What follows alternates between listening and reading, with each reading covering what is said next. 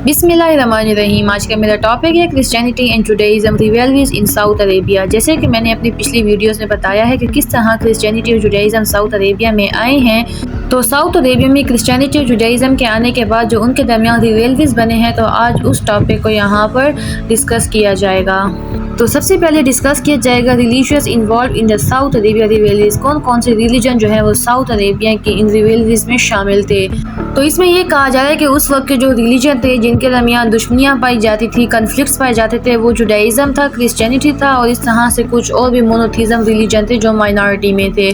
धूनवाज जो कि हिमराइट किंगडम का लास्ट किंग था, वो ज्यू था और इस ज्यू होने की वजह से उसने काफ़ी ज़्यादा क्रिश्चियंस पर जुल्म के परसिक्यूशन किया और क्रिश्चियंस को जो है यमन से मतलब साउथ अरेबिया से निकाला, और स्पेशली उन क्रिश्चियंस को जिनका लिंक जो है अब्बासियंस से था, मतलब कि जो आजकल के प्रेजेंट डे इथोपिया कहलाता है, वहाँ के जितने भी क्रिश्चियन थे, इसकी धूनवाज की जो रिवेलरीज थी वो इन्हीं अब्बासिनियन के क्रिश्चियन जो थे उनके साथ ज़्यादा थी।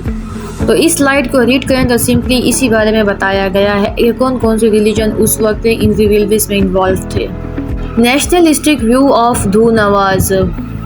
तो ये धूनवाज जो था ये हिमराइट किंगडम का लास्ट किंग था। हिमराइट किंगडम के बारे में मैं डिटेल से वीडियो बना चुकी हूँ, अगर आपने देखना है तो प्लेलिस्ट में विजिट कर सकते हैं। धूनवाज जो था हिमराइट किंगडम का लास्ट किंग था और इस धूनवाज की जो है कुछ कन्फ्लिक्ट्स थी, पॉलिटिकल कन्फ्लिक्ट्स थी अब्बासिनियंस के साथ जो कि प्रेजेंट डे इथोपिया है, और अब्बासिनियन गवर्नमेंट जो थी, एम्पायर जो थी, वो क्रिश्चियंस थे, मतलब कि उनका जो ऑफिशियल रिलीजन था वो क्रिश्चियन था। तो उनके साथ पॉलिटिकल कन्फ्लिक्ट की वजह से जो हिमराइट किंगडम में जितने भी लोकल क्रिश्चियंस थे, मतलब कि ऐसे क्रिश्चियन जिनका जो लिंक था वो अब्बासिनियंस के साथ नहीं था, उन क्रिश्चियन के ऊपर भी जो धूनवाज था उसने परसिक्यूशन की है, उन क्रिश्चियंस के साथ भी उसने काफ़ी जुल्म किया है और उनको साउथ अरेबिया से निकाला है। मतलब कि पॉलिटिकल कन्फ्लिक्ट के साथ साथ रिलीजियस कन्फ्लिक्ट भी इन दोनों के दरमियान पाए जाते थे, हिमराइट किंगडम के दरमियान, अब्बासिनियंस के दरमियान। तो इसी तरह जो अब्बासिनियन क्रिश्चियन थे उनके ऊपर तो जुल्म होता ही था, लेकिन जो अब्बासिनियन क्रिश्चियन नहीं थे, जिनका लिंक अब्बासिनियन के साथ नहीं था, तो उसके ऊपर भी जुल्म किया जाता था। और ये जो अब्बासिनियन है ये प्रेजेंट डे इथोपिया कहलाता है, मतलब कि यहीं पर इसी रीजन में जो है ये एम्पायर हुआ करती थी। मैसेकर ऑफ क्रिश्चियंस इन नजरान। अब जैसे कि आपको मालूम है कि जो धूनवाज है उसने पॉलिटिकल कन्फ्लिक्ट के साथ साथ रिलीजियस कन्फ्लिक्ट भी पैदा किए हुए थे और काफ़ी जो क्रिश्चियंस थे उनसे नफरत करते थे। तो अक्टूबर 523 में जो धूनवाज है उसने ऑर्डर दिया कि जितने भी नजरान में क्रिश्चियंस हैं उन तमाम को परसिक्यूट किया जाए, उनका मैसेकर किया जाए, उनका कत्ल आम जो है नजरान में शुरू किया गया क्रिश्चियंस का। और इसी मैसेकर की वजह से बहुत से लोग जो थे आपस में रिलीजियस कन्फ्लिक्ट में आ गए, मतलब कि जो ज्यूज थे वो क्रिश्चियन से नफरत करने लगे और जो क्रिश्चियन थे वो ज्यूज से नफरत करने लगे, और जो बाकी मोनोथीस्टिक रिलीजन थे वो उन लोगों के साथ थे जिनके ऊपर जुल्म किया जा रहा था, मतलब कि क्रिश्चियंस के साथ थे। तो धूनवाज की इस एक्शन की वजह से जो नजरान में ऑर्डर दिया था कि क्रिश्चियंस का मैसेकर किया जाए, कत्ल आम किया जाए, तो इस वजह से काफ़ी ज़्यादा जो है रिलीजियस कन्फ्लिक्ट नजरान में पैदा हुए थे अक्टूबर 523 को। दास धू तालिबान सीख हेल्प। अब जैसे कि आपको मालूम है कि धूनवाज ने क्रिश्चियंस के मैसेकर का ऑर्डर दिया था नजरान में, तो जो क्रिश्चियंस थे उनकी सर्वाइवल के लिए जो एक दास धू तालिबान नाम का शख्स था उसने एम्परर जस्टिस को लेटर लिखा, उससे बात की कि वो क्रिश्चियंस की हेल्प करे, क्योंकि इस नजरान के एरिया में स्पेशली हिमराइट किंगडम में बहुत ज़्यादा परसिक्यूशन की जा रही है क्रिश्चियंस की।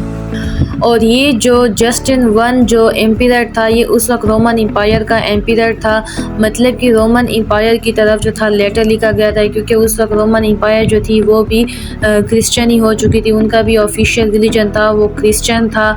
तो इसी तरह जितने भी नजरान के क्रिश्चियन थे उन्होंने मिल के जो है स्पेशली दास धू तालिबान ने जो है रोमन एम्पायर को हेल्प के लिए पुकारा कि हमारी हेल्प की जाए, यहाँ पर काफ़ी ज़्यादा नजरान के एरिया में जो है क्रिश्चियंस के साथ जुल्म किया जा रहा है। Emperor justice one for help. अब जैसे कि जो धू तालिबान था उसने लेटर लिखा था रोमन एम्पायर के एम्परर को कि उनकी हेल्प की जाए, काफ़ी ज़्यादा मैसेकर हो रहा है, परसिक्यूशन हो रहा है नजरान में क्रिश्चियन का। तो फिर जो रोमन एम्पायर का एम्परर था उसने अब्बासिनियन एम्पायर के जो किंग था उसको लेटर लिखा, जिसको आप नजाशी भी कहते हैं, उस वक्त लोग उसको नजाशी कहा करते थे। उसको लेटर लिखा कि वो जो है नजरान में जितने क्रिश्चियन हैं उनकी मदद करे, उनको मिलिट्री सपोर्ट भेजे और उनका जो वायलेंस है उसको ख़त्म करें। ये अब्बासिनियन जो है ये वही एम्पायर है जिसके साथ रिवेलरीज पाए जाते थे हिमराइट किंगडम के, तो जिसकी वजह से क्रिश्चियंस के साथ नफरत करते करते थे हिमराइट किंगडम वाले, वो यही अब्बासियन एम्पायर था और रोमन एम्पायर ने लेटर लिखा कि आप क्रिश्चियंस की मदद करें। उसके बाद फिर जो अब्बासिनियन का जो एम्पायर था, मतलब जो नजाशी था, उसने मदद की भी थी क्रिश्चियंस की, और इसी की वजह से जो हिमराइट किंगडम है वो डिक्लाइन की तरफ भी फिर गई थी। Nigger sent for help. अब जिस तरह रोमन एम्पायर ने अब्बासिनियन नजाशी को जो लेटर भेजा, तो उसी तरह जो नजाशी था उसने 7 लाख की आर्मी जो थी वो आरियात नामी शख्स को कमांडर बनाकर जो है वो हिमराइट किंगडम भेजा, मतलब कि नजरान के एरिया में भेजा, उन तमाम क्रिश्चियंस की हेल्प करने के लिए जो कि उस वक्त ज्यूस की वजह से सफ़र हो रहे थे, उनके मैसेकर किया जा रहा था, कत्ल आम किया जा रहा था, और वायलेंस को ख़त्म करने के लिए जो नजाशी था उसने 7 लाख की आर्मी भेजी साउथ अरेबिया में आरियात नामी शख्स को कमांडर बना के।